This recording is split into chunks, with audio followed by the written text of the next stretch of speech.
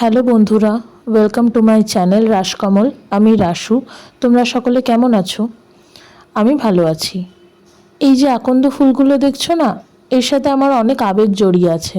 আমার আজকে মালা গাঁথতে খুব ভালো লেগেছে। এই আকন্দ ফুলগুলো আমি কোথা থেকে পেলাম জানো? জানতে হলে পুরো ভিডিওটা দেখো, আমি তোমাদের বলবো। আর মালাটা কেমন লাগলো সেটা আমাকে কমেন্ট করে জানিও। আজকে 23শে মার্চ সোমবার, আমি মহাদেবের পুজো করে থাকি। এর আগেও আমি একটা ভিডিওতে তোমাদের সাথে সেটা শেয়ার করেছিলাম। আজকে আবার আমি মহাদেবের পুজো তোমাদের সাথে শেয়ার করলাম।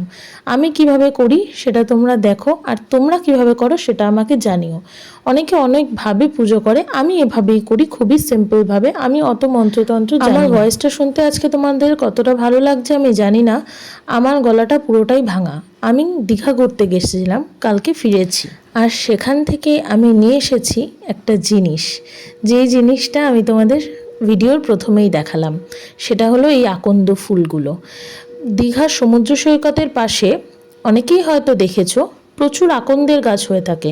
আমি সেই আকন্দ গাছ থেকেই এই ফুলগুলোকে নিয়ে এসেছিলাম, নিয়ে এসে মালা গাঁথলাম।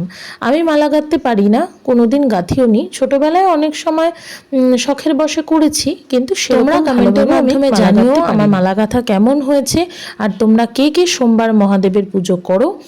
আর আমার চ্যানেলটাকে সাবস্ক্রাইব করে লাইক অ্যান্ড শেয়ার করে দিও, কমেন্ট করে আমার পাশে থেকো। চলো আবার নতুন একটা ভিডিওতে তোমাদের সাথে দেখা হবে।